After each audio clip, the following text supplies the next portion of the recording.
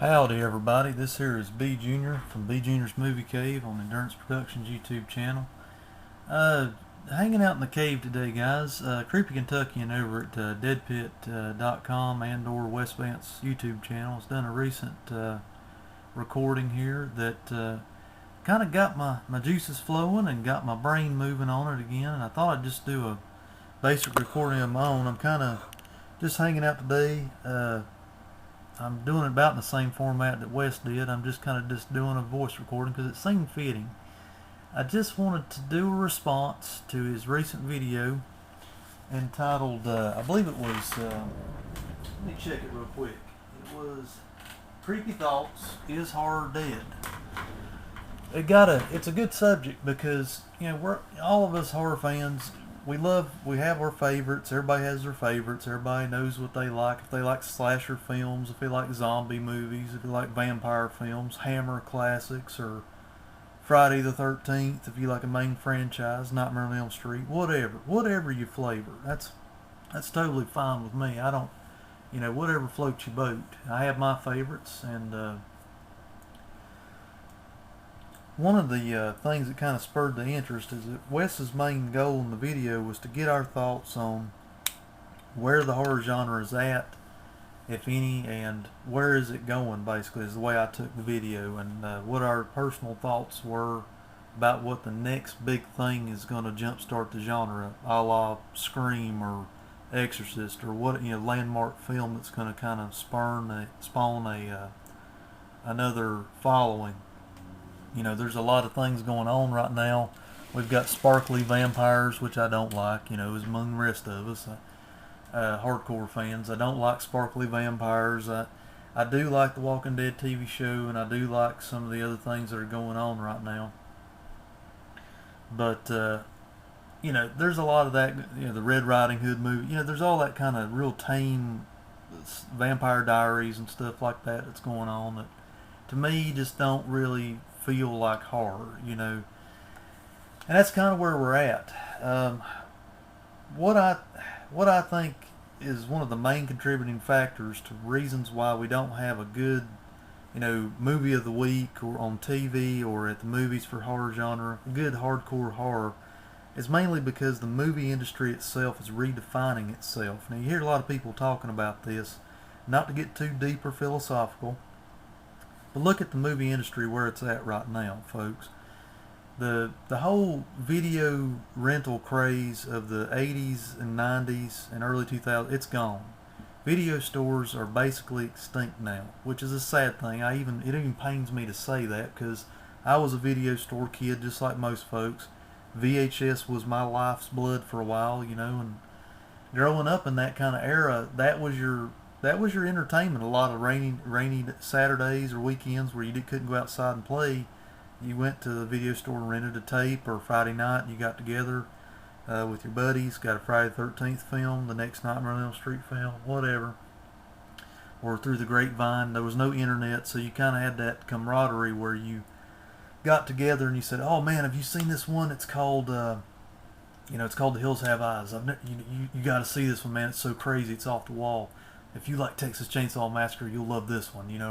That was your internet back in the day. That and what was a good horror magazine called Fangoria. It's not the Fangoria that we know now, of course, but older magazines like that, Gore Zone and stuff like that used to be around. You could get intel on what movies were coming out. Nowadays, everything's so niched and standardized to where you have to have certain amounts of money met before the movie and other movies can be made in a franchise, and nobody wants to take a chance anymore on an independent thing, putting it out to the masses. Sort of like the first Friday the 13th film. It was an independent film, of course, but it got picked up by Paramount, was put out to the masses, and then you saw where that went.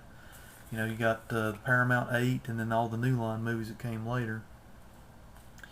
But that right there is my main first point, is that the movie industry is redefining itself. Right now, we don't, the video stores are gone. The media-based things like DVD and or Blu-ray, in my opinion, are a bit challenged right now, especially DVD, because everybody's going Blu-ray and high def is actually going to become the standard def after a while if you really think about it. But basically, The everybody's going Blu-ray and or DVD. The thing about it is, even that stream's going to run dry eventually, because what it is, folks, you got to hear me on this. This is about the movie industry. The bread and butter of movie industry watchers and watchers and enjoyers are children, the core family groups that make up the most people in America, or the world for that matter. Mom and dad and the two kids in the white picket fence. They want movies, and they want their kids to be quiet, and they want everybody to enjoy movies, but they don't want to go out and pay the high prices of theater costs. They want the movies then. They don't want to have to return a tape, a DVD, or anything. That's why I think even the red box machines and Blockbuster machines won't be around that long. Mainly because of that very reason. They want it fast, efficient, quality. They don't care about high-tech quality for the most part. They just want their kids to be quiet. And that's where the most money flowing back to these companies is coming from. And basically, folks, money talks and bullshit walks. That's the old saying. Sad to say, but that's what it is. Money talks, and us hardcore horror fans, we're still out there. We'll still collect. We'll still get the movies, the good ones that come out, like Insidious. A lot of people bought that, I know, and a few of the other good ones. But like I said, they're far and few between right now. There are a few good ones coming out, but like Wes and many other folks probably feel, there's not a whole lot going on like there was back in the mid to late 80s, where you had like all these franchise films. Every year you had a bunch to look forward to, even in the summertime. I remember going to the movies in the summertime. God bless her, my mother took me to see Return of the Living Dead in the movie theater. She sat through that with me.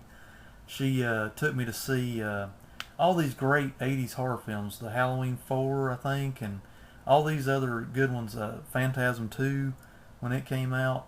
All these great horror films that we cherish nowadays, they were coming out. My whole point is they were coming out every other week, and you had an abundance of them. We don't have that now because one of the main reasons is the movie industry doesn't know which way it wants to go yet. We're still waiting to see how long DVD is going to peter out, Blu-ray is going to stick around, and eventually, we're moving towards a medialess society, which is the next point I wanted to make. Media is going out the door, guys, whether we like it or not, and that pains me to say that too, because if you've seen any of my videos, you know I'm a collector. And basically, to a collector, that's like heresy, because, we want that tangible object. We want to feel it. We want to smell that brand new DVD, before we put it in the player or whatever, And basically, that being said, that takes the fun out of it too for me and a lot of people I know, because we want that tangible object. We don't want to do it like iTunes and pay for a fake, fictitious, Farmville-esque, something just a non-tangible object, just something that's on a screen that you can't hold or touch and say, hey man, this is what I've got in my collection. Because when the power's out, you can't show your collection. That's just plain and simple truth of it. I don't want to go on too much more about media, because who knows where that's going to go, but that's just my thoughts and feelings on it. We're going, probably in the next 10 years, maybe less, maybe more, we're going to go to a medialess society, or to a memory card society, something of that nature, where there's less media to be put on the shelf. It'll still be around, but it won't be in as abundance as it is now. Okay, getting more to the point of what Wes was talking about in his video, what is going to be the next big thing to kickstart the genre? The next big thing, in my personal humble opinion, guys, it won't be anything that we've seen before. We all, us hardcore fans, we fall into that trap a lot, I think. We long to hear that there's going to be a new masked killer movie, or a new zombie movie, or a new something like that, that's basically going to be the next big thing. And Hollywood, these lazy, for the best way of saying it, lazy Hollywood studios can keep raping us for more dollars with all these cheap remakes they keep making, or goofy remakes, for years to come, or hopefully that's basically starting to die out finally, I think, so that's one good thing. Basically, when that peters out, the next big thing is not going to be anything that you've seen before. If you go back and look at the track record, go by decade, go back to maybe the early 70s, look at The Exorcist just off the top of my head as I'm staring at the collection here. The Exorcist came along, and what I think it's going to happen, it's going to be something that hits home, that makes you afraid in your own home, your own safety net, because That's why we have homes, guys. We moved out of the caves. We have homes now built of mortar, sticks, or bricks, whatever. And if we're sitting in our homes and we're afraid to even be in our house, that's when you know you've made a good horror movie that makes people unsettled. Because that's why we watch these things. We want that thrill, that rush of endorphins that makes us feel like we're not safe anymore. But then after the movie's over, we take a breath.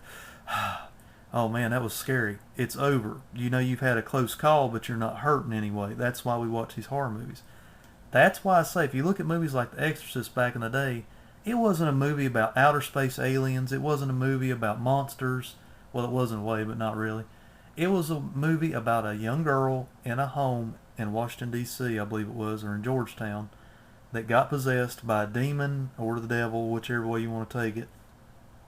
That hit home in such a way, and the things that that little girl was saying had never been done quite that way before either. And the special effects and things were groundbreaking too by Dick Smith and all the other stuff that goes along with it. The subject matter, it really struck a chord.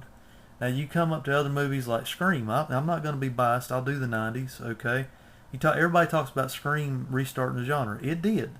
Because from about 90 to 96, you had some decent ones in there, but it just fizzled out to where everything felt watered down.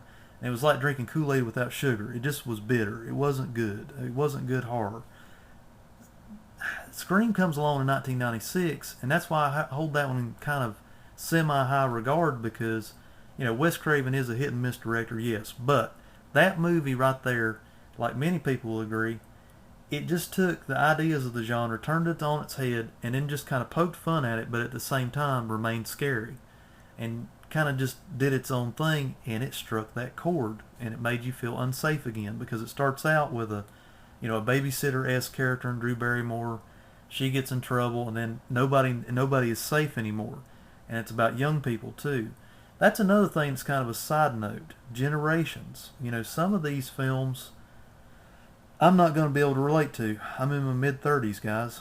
I'm starting to feel like an old man for some of these films I'm watching, because some of these I can't relate to. They got a new type of lingo, jargon. You can watch MTV all day, and I still don't get half of these, So it's one of those things, you have to relate to it as well. There are demographics involved. There's age groups involved. All that kind of stuff, But, going back to the point, if you find that one thing that strikes the chord, like The Exorcist, Scream, it takes the ideas that you had before, maybe, and just kind of throws them out the window and starts over again, that can really hit home and make it right. Bringing it full circle to my third part of this, with that being said, the industry is changing, moving more to the straight to the home television instead of in the movie theaters and all that, and that scares me too, because I love going to the movies. But being that it's cheaper, more efficient for these companies to do that, it's easier for these more independent folks to get their film out there. Look at all these goofy reverse marketing campaigns, like George Romero's Survival of the Dead, which wasn't a good movie, by the way, but John Carpenter's The Ward, which was a decent film, but it started out on video on demand and then later came out on DVD and Blu-ray. I don't know if it was in the theaters or not. That's not important right now, but you got all that kind of stuff like that. What that is, folks, is the movie industry is testing the waters. They're testing the waters to see what sticks. That tells me, as a consumer and just, I'm going to go ahead and say self-imposed movie buff, that the movie industry is truly trying to find itself. That being said, we're going to need something we haven't seen before in a mass killer or a zombie or a vampire or something of that nature. What I think is going to happen is we're going to need some kind of anthology, weird tales show that pulls in the general public again. Think back to shows like The Twilight Zone, that weren't necessarily all horror tales. They were just weird tales of the week. You watched them every week. Rod Serling come out. He told you what the show was about. That sucked in the general public and let them know, oh, hey, okay, this is something we can all watch, but it's still strange, it's still scary. That gets more people interested into the movie industry itself and the things that are scary. So they want to watch more of it. They say it's sort of like a little drug. Once they get a taste of it, they want more of it. In the 80s, we had the other shows like Tales from the Crypt started up, Tales from the Dark Side. Some were better than others, mind you. But even the Friday the 13th anthology show that was on every week had a weird tale every week. Now that one wasn't that great, but You also had other ones like The Hitchhiker, things of that nature. And then you get into the late 90s, you got shows like Millennium, The X-Files, stuff like that kind of bridged all the gaps and did a little bit of everything. That's what we need right now, guys. If the industry is moving straighter to the home, more efficient, straight to the home for this bread and butter families to enjoy, we've got to have some kind of new, maybe anthology-esque TV show or something like that to be the spark, get the interest going in the general public again, because everything right now is so segregated and niche to where you have kids that watch what they consider horror, but it's all about sparkly vampires. They don't want to see anything. They don't want to see anything like Day of the Dead, George Romero's Day of the Dead, gorehound stuff. They don't want to see that. They want to see sparkly vampires and all the pretty fairy stuff, all that kind of stuff that's going on. They want to see all that wild or just off the wall stuff that I think is off the wall and I can't watch. I just don't like Vampire Diaries. I can't get into it. My wife watches that, but God bless her, I just can't watch it. It's just not my cup of tea. So that's, in my opinion, what we need. We need some kind of, it's going to have to be on HD, there on Netflix, easily accessible, and/or a TV show or TV station with balls like AMC that puts on The Walking Dead, or like the network, I think it's FX, that puts on Sons of Anarchy, that don't mind putting a few curse words in there and kind of bridges the gap between different genres. That right there is what we're going to need as a springboard, guys. I have talked way too long on this, guys. It's going on about 17 minutes, so that's it for me. Just to recap, the movie industry is redefining itself, the media itself is challenged, and what we need is something that hits home, makes you not safe in your home again, and not something we haven't done before. Something what we'll need is a weekly based show that we get a regular dose of an anthology, horror-esque, and/or strange tales. That's my vote. Rock on, dudes. Thanks, Wes, for a good subject. I enjoyed talking about it. Y'all take care now. Bye.